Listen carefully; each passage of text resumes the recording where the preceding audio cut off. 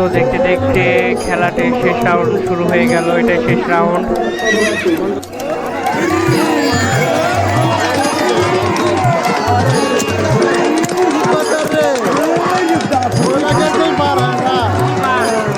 আমি জুম করে দেখানোর চেষ্টা করছি আমরা। ছুটছে সেই সাদা ঘোড়া, পিঠে ছোট বালক।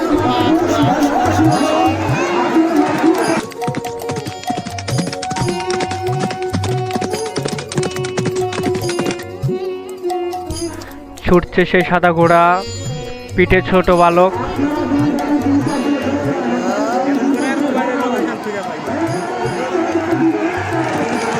লাস্ট পাকে খেলাটি শেষ হয়ে গেল।